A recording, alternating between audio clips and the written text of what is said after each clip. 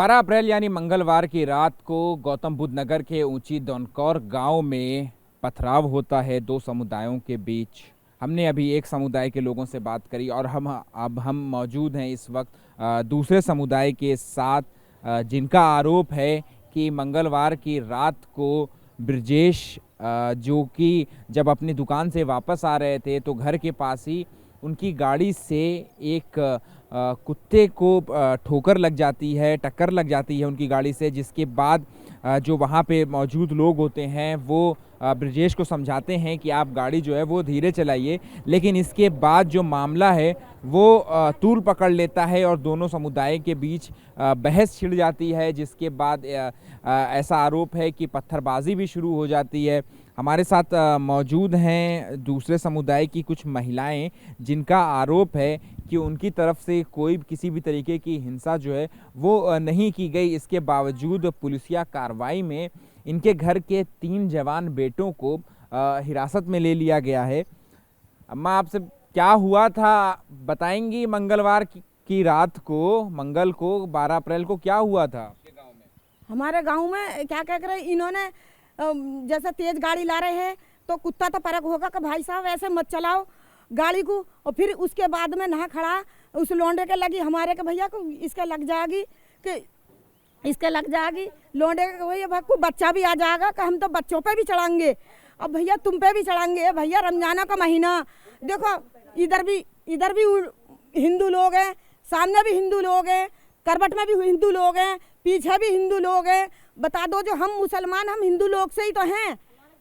हमारे घर से तो कोई भी ना, हाँ तरावी पढ़ने गए हमारे घर से, औरतों पे हमला करा और हम रोते रहे, पीटते रहे और हमारी कोई सुनवाई न हुई। हमने हमारे तीनों बच्चों को बिठा लिए, रिपोर्ट को भेजे तो वहीं की वहीं पैसे भर लिए, हमें कुछ पता ना क्या, तीनों बच्चों को वहीं बिठा लिए। हम रोते। आपसे जानना चाहेंगे मैम कि आप जो है पूरे टाइम यहाँ पर मौजूद थी मंगल को, शुरू से आप बता सके कि विवाद की शुरुआत जो है वो आपके हिसाब से कैसे हुई और पथराव कहाँ से आ गया बीच में, क्योंकि एक ही गांव है, सब लोग आपस में एक दूसरे को जानते हैं। ब्रजेश नाम का लड़का 9:30 बजे अपनी ड्यूटी पे से आके उसने इतनी तेज गाड़ी चलाई थी, फिर यहाँ पे उसने अपना टायर स्लिप करके नहीं है, हमारे फुप्पो का लड़का था एक और एक कुत्ता था, उसने कहा था उतर के नहीं है कि आज हमारा कोई वो है बड़ा है, कल को कोई बच्चा भी होगा तो उसे भी कहा हाँ मैं उस बच्चे को भी मार दूंगा। इतने में उसने अपने बाप को फ़ोन करके उससे कहा कि आ जाओ लाठी लेकर, कसाई हम उस पर हमला कर रहे हैं, यहाँ तक कि हमने उसे चुप करके भगा दिया। फिर अपने घर पर जाके उसने गाड़ी पर उतर के उसने उल्टी अपनी तरफ से ही पथराव करा हमारे ऊपर, क्योंकि हमारे घर से कोई भी ना था, सब नमाज पढ़ने के लिए तरावी के लिए गए थे और उसने आगे इतना बुरा पथराव करा था। उसके बाद हमारे यहाँ से 3 लोग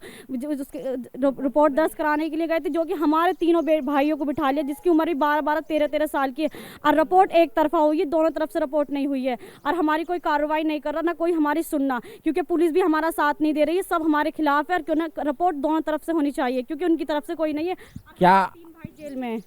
आप जब आपके घर के लोगों को भी, परिवार के सदस्यों को भी चोट आई उस दिन?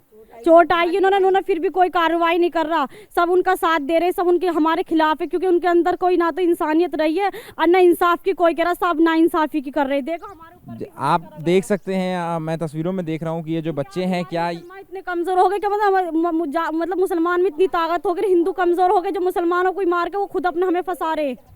क्या ये चोट जो बच्चों को है, क्या ये उसी दंगों में, क्या ये पथराव में ही ये चोट लगी? ये पथराव में ही लगी है, ये पथराव में लगी। ब्रजेश नाम के नहीं पथराव करा था, गाड़ी में से उतर के, जो हमारे छोटे छोटे भाइयों को सबको लगी है। ऐसा क्या हो गया कि आप लोग एक गांव में रहते हैं, अभी तक हंसी खुशी से रहते थे? हमसे दुश्मनी, शुरू से दुश्मनी साजिश थी हमारे।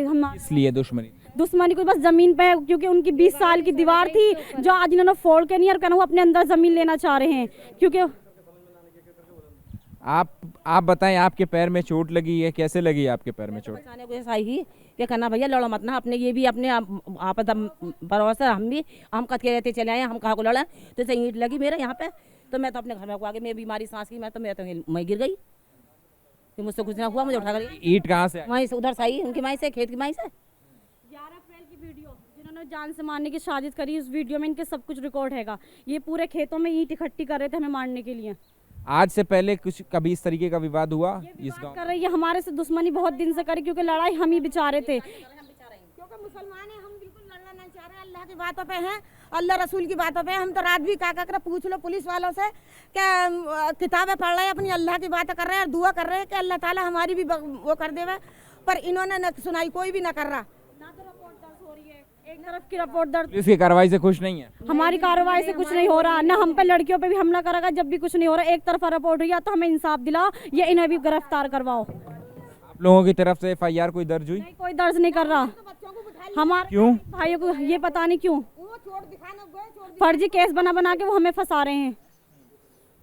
तो ये था परिवार का, जो दूसरे समुदाय के परिवार का पक्ष, जिनका कहना है कि उस रात जो है वो दूसरी तरफ से पथराव किया गया और अब इस परिवार के जो 3 जवान बेटे हैं उनको भी अब पुलिस हिरासत में ले लिया गया है। इनकी FIR जो है वो दर्ज नहीं की जा रही है। वो जो बच्चे थे, जो लड़के थे, वो गए थे कंप्लेन ही करने के लिए पुलिस में, लेकिन वहाँ पर पुलिस ने जो है इनको जो है हिरासत में ले लिया। तो ये था, आपने दूसरे समुदाय का भी पक्ष जो है आपने सुना, जिनका कहना है कि ज़मीनी विवाद से ये लड़ाई शुरू हुई और उस दिन एक गांव में जब वो दूसरे समुदाय के जो शख्स हैं वो जो अपनी गाड़ी से जा रहे थे तो एक कुत्ता बीच में आ जाता है और वहीं से विवाद जो है वो धीरे धीरे तूल पकड़ता है और फिर दोनों समुदाय के बीच जो है वो पत्थर चलने लगते हैं और आरोप जो है वो दोनों समुदाय एक दूसरे के ऊपर लगा रहे हैं। कैमरा पर्सन प्रवीण दीक्षित के साथ अहमद बिलाल, ABP न्यूज़, गौतम बुद्ध नगर।